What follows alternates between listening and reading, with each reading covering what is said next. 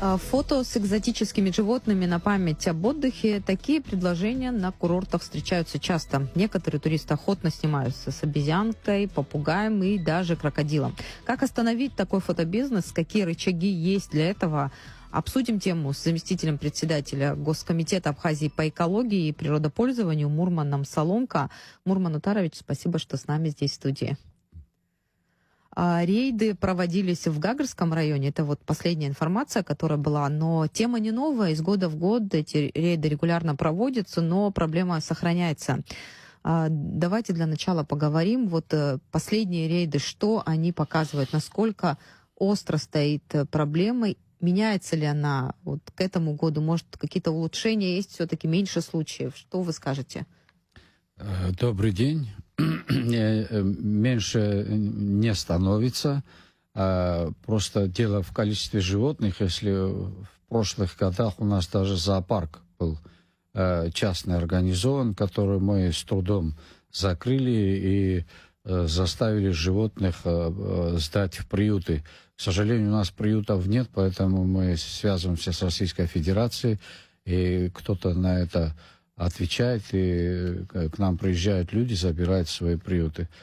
Вопрос другой, что каждый раз появляются новые экзотические животные. Если там обезьянами, павианами каким-то мы обходились, в этом году у нас появился крокодил в Гаграх. Много фото в соцсетях. Из хищных птиц ничего не меняется, одни и те же птицы пока появляются, и каждый год, не только в Гагарском районе, мы в Ачимчирском районе, вы знаете, в Кингах содержится медвежонок, они готовы его отдать. Все рассказывают одну и ту же легенду, что к ним случайно зверь попал, они не могли его оставить без внимания, вот пригрели, прикормили, и теперь вот не знают, что с ним делать. Мне кажется, просто это легенда. Мы со своей стороны каждый месяц приходит к ним наш инспектор, составляет протокол, он платит штраф, это небольшой штраф по нынешним меркам, всего 30 мрот, это 1800 рублей, не зависящим от нас причин. Мы подавали на пересмотр величины этих штрафов, но пока что мы вот опять готовим новый пакет документов, чтобы пересмотреть штрафные санкции, административное взыскание. У нас также медведь здесь недалеко содержится, то же самая история. Это местные наши дикие представители диких животных, хищные. Дело все в том, что содержание диких животных на территории Республики Абхазия запрещается правилами охоты. А есть еще другой документ, который каждый год выходит, или это постановление Кабинета министров о содержании диких животных, о запрете содержания диких животных. Вот два документа, которые регламентируют нашу работу в этой области. Закон о диких животных у нас отсутствует, и тоже по каким-то причинам мы никак не можем начать даже разрабатывать. Мурман Утарович, но это, тем не менее, не мешает вам применять какие-то санкции, да, в отношении тех, кто нарушает. Другое дело, что штрафы очень маленькие. Очень маленькие штрафы.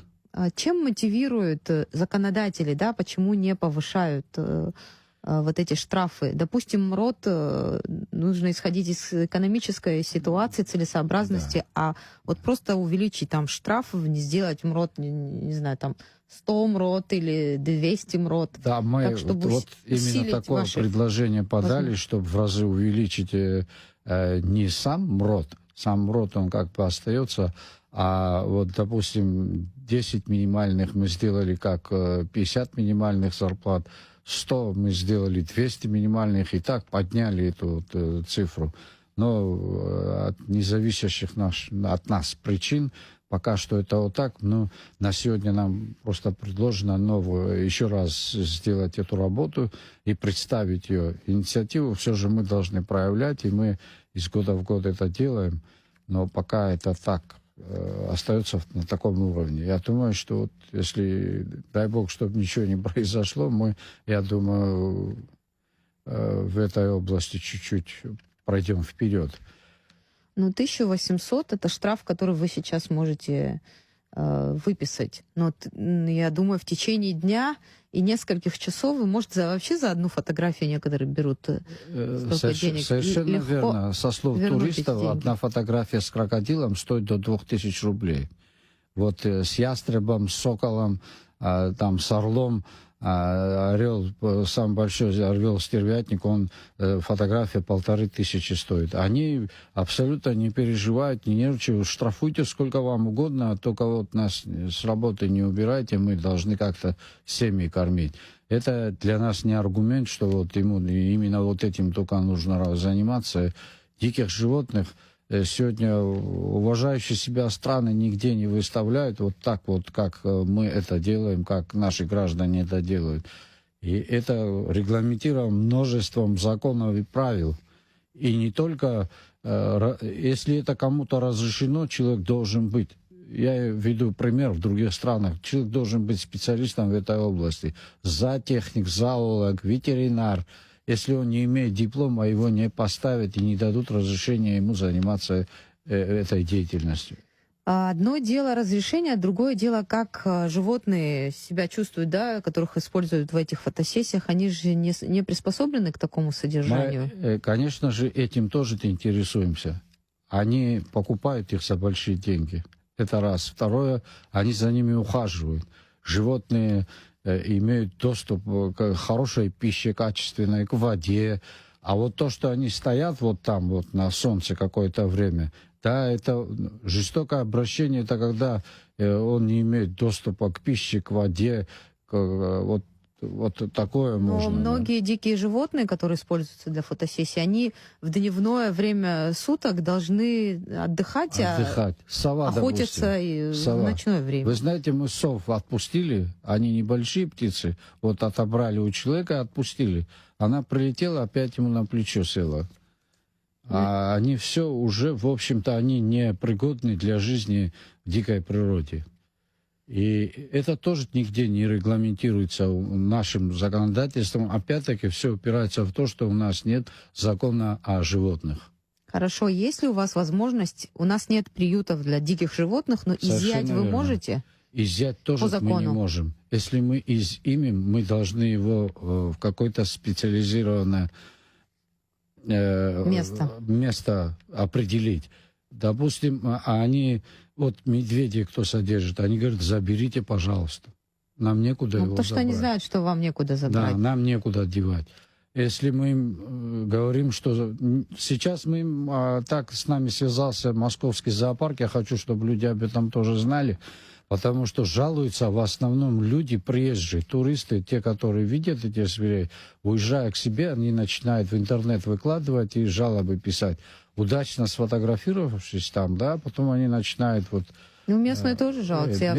Местные люди, интеллигентные люди, которым на самом деле жалко и правильно поступают, что жалуются. И тут и включается и Аламыс Абхазская, что-то, ну, люди... Ну, бережное отношение к природе их было заработок. Же. Они мотивируют тем, что это их заработок, и им больше вот как бы некуда деваться, и вот безысходность какая-то их выгнала на эту работу. Но это отговорки, и некрасиво выглядит вообще-то. Но вы сказали, что есть у вас связь с российскими коллегами, и вот вы связываетесь. Московский зоопарк сейчас готовим вот документы по правильно им передать животных. Они согласны забрать медведей. Наших медведей, которые в неволе содержатся, их у нас, по-моему, 4 сейчас на данный момент. Медведи, они всех 4 пары могут забрать, и мы готовим, вот, ведем переговоры, там нестыковка с нашим законодательством.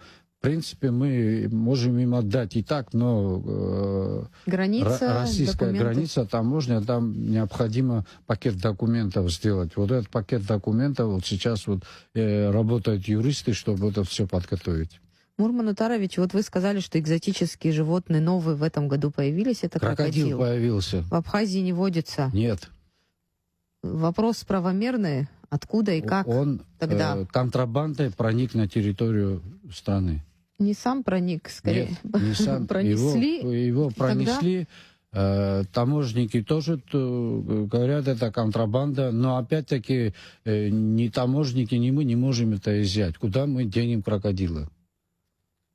Ну, тут тогда возникает вопрос о необходимости усиления таможенного тоже контроля. Таможники тоже в этом году намного меньше перевезли диких животных экзотических. Если у нас были там, по-моему, были змеи вот из этих пресмыкающихся, были удавы. В прошлом году. Да, в этом году их нету, слава богу, нету. И другие виды как птиц тоже их нету в этом году. Но это тоже говорит о том, что работа там усилена. Но все же как-то удается людям перевести. Как крокодила перевести, я не могу ничего сказать.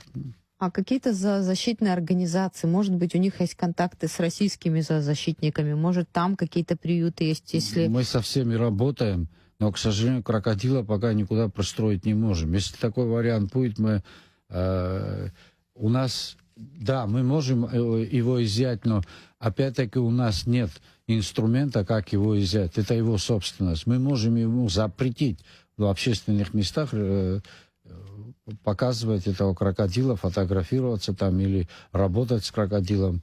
А дома он имеет право его содержать. Дома разрешено? Дома не разрешено, но мы не имеем инструмента, чтобы домой к нему прийти и сказать ему, да, так вот, крокодила ты выпусти куда-то. Или... Нет такого в правилах нигде нет. Это ничем не регламентируется. С одной стороны, это живодерство, да, понятно, что никому не приятно на это смотреть. Будем так говорить, неправильное отношение к нашим братьям меньшим. Да, с другой стороны, это и опасность, это и угроза. Разумеется. Здоровью и жизни, да. Особенно детей, которые любят фотографироваться с животными. Они там их, я не знаю, там какими-то уколами колят, чтобы они были пассивными. Но, тем не менее, дикое животное может по-разному себя повести. Я не думаю, чтобы они его кололи какими-то там препаратами. Просто этот крокодил не такой большой, и накормив его он досыта, он может спокойно там какое-то время находиться. Его кормят просто. Ну, это такое животное, когда оно сыто, оно не агрессивно. Ну, может же разная ситуация, да? Но мы не можем гарантировать, что дикое животное абсолютно будет всегда правильно. Спокойное. Медведь, который в клетке, может, неправильно подойдя к нему, он может нанести травму. То есть это тоже представляет угрозу для жизни населения, для детей, и это тоже опасность, и нужно с этим что-то делать. Вот в этих условиях что вы предлагаете? Закона пока нет. Что нужно сейчас делать, чтобы этих случаев не было в Абхазии? Работаем, как работаем пока. Если в закон будут внесены к статьи, те, которые будут регламентировать работу с дикими животными, тогда мы будем действовать этому закону. Пока нет, работаем как есть. Просто это информация, это общение с этими людьми, это штраф и постоянный штраф. В этом году мы распланировали так. Значит, после третьего раза протокола мы будем дела передавать в прокуратуру. Пусть уже повыше чуть-чуть решают, что с ним делать. Те, в свою очередь, могут передать в суд или там решить вопрос как-то. А как коллеги российские, вот что они делают? Ведь там на Черноморских курортах работает закон о животных, который регламентирует все. И не только вот как перевозить животных, как их содержать, кто имеет право содержать, кто не имеет права содержать. У нас этого нет, к сожалению. Вот сейчас, если московский зоопарк заберет у нас медведей, мы как-то вздохнем. Зоозащитники не раз различные инициативы предлагали. В чем загвоздка? Почему закон не рассматривают, не обсуждают проект закона? Почему у нас до сих пор его нет? Что мешает принятию? Надо, чтобы кто-то, не кто-то, а люди заинтересованные сели и писали этот закон. Во-первых, закон пишут люди подготовленные, да, с юридическим образованием, опытные, которые занимаются законотворчеством. Это должно пройти через парламент. В этом должны участвовать парламентарии, в этом должны эксперты участвовать, в том числе и Госкомитет по экологии и природопользованию, институт экологии в этом должен участвовать.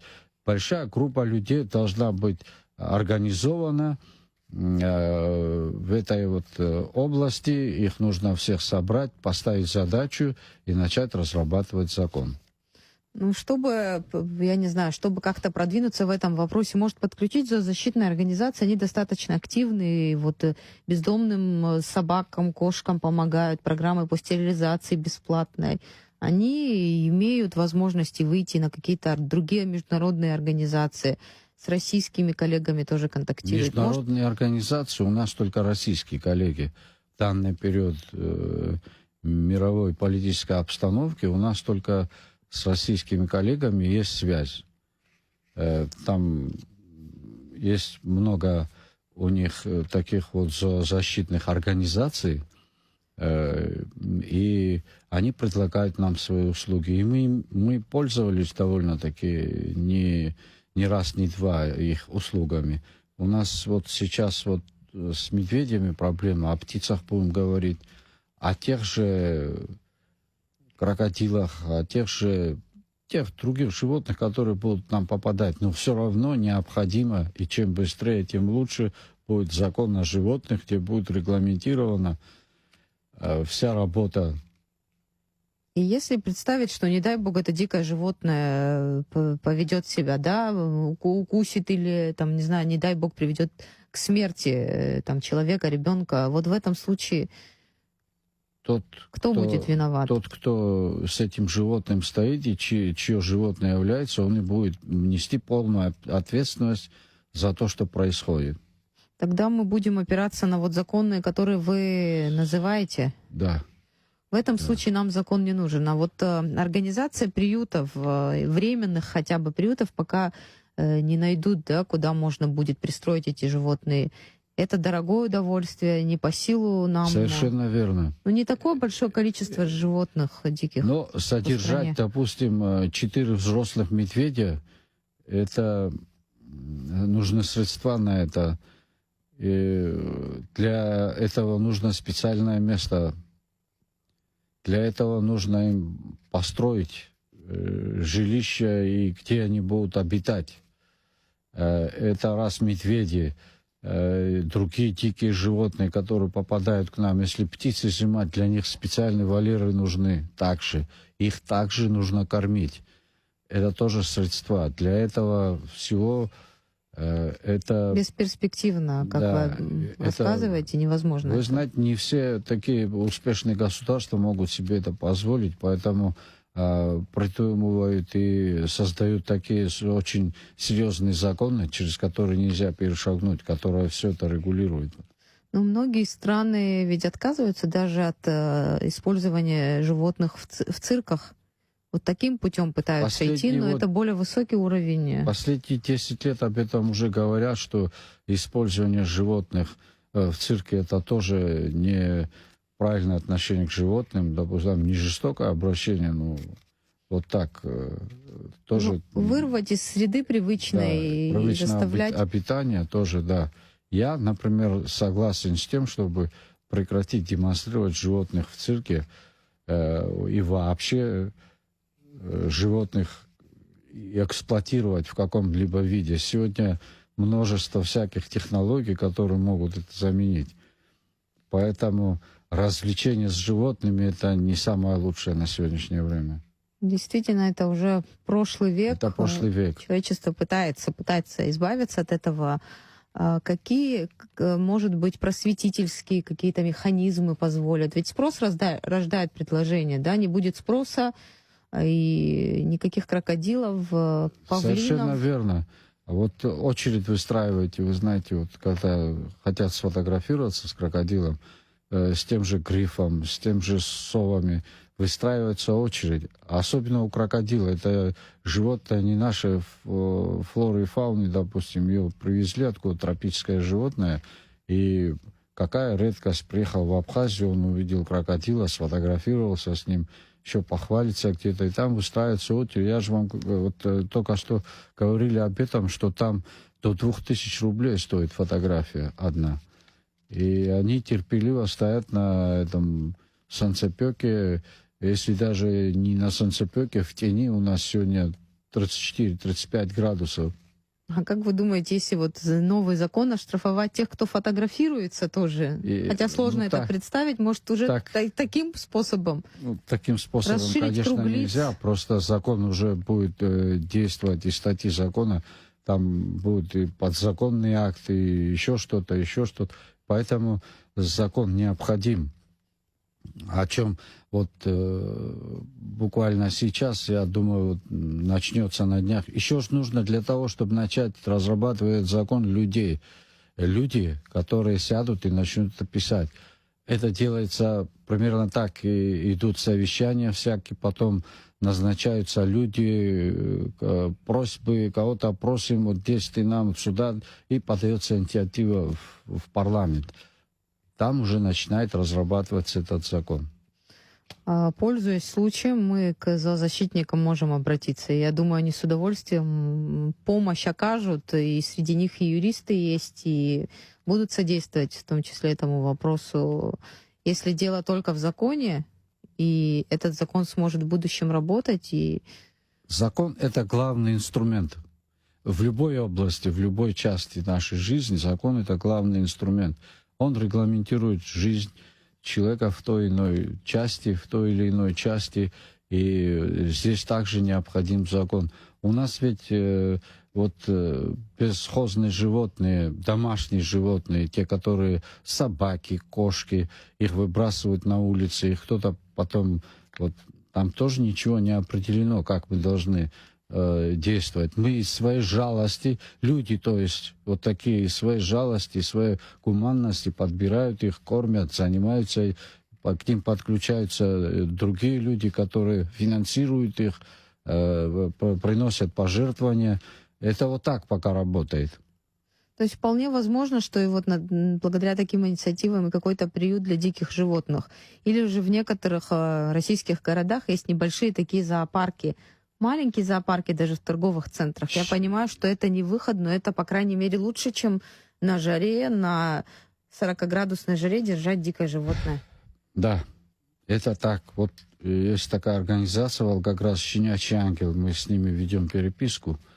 И маленьких, допустим, медвежат, они готовы забирать к себе, вот так, которые попали в руки, они готовы к себе забирать и их растить примерно в таких же условиях, каких они в диких условиях находятся. Чтобы они привыкли сразу к среде обитания своей, потом выпускают их на волю, они продолжают жизнь самостоятельно в дикой природе. И с ними у нас контакты есть. Но опять-таки наши законы с законами Российской Федерации в этой области у нас вообще нет закона, а их правила там предусматривают какие-то статьи, которые нельзя перешагнуть никак. И граница регулирует этот вопрос. Поэтому не совсем легко провести животных на территории Российской Федерации. То есть синхронизация в какой-то степени законодательства необходима. Да, Наша база не готова. Не готова. Ну, хоть какая-то работа, она будет начата. Ведется сейчас работа, и мы думаем, что мы это уже обговариваем, как мы передадим медведей. Мы пытаемся найти какие-то в законе, в правилах какие-то предложения, чтобы они могли беспрепятственно проехать.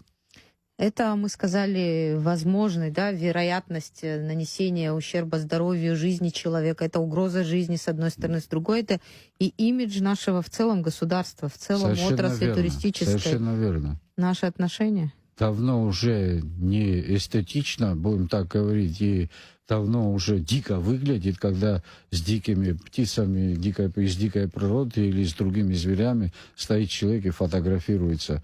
Это давно уже в прошлом, и это не должно никого так вот захватывать и приходить. Я, например, не имею желания сфотографироваться с каким-то животным. Ну, вот где-то. поэтому я спрашивала о том, что, возможно, и просветительская какая-то работа нужна, ее надо усиливать больше. И с нашей стороны, как журналисты, должны об этом говорить. И мы Больш- должны, журналисты, и сейчас интернет-ресурсы. Информация доступна. Будем надеяться, что и закон, и сознание тоже изменится людей. Надеемся. Мурман Атарович, большое спасибо, что были с нами в студии. Благодарю. Всего доброго вам. Нашим слушателям напомню, на студии был зампредседателя Госкомитета Абхазии по экологии и природопользованию Мурман Соломка. Мы говорили об использовании диких животных в Абхазии.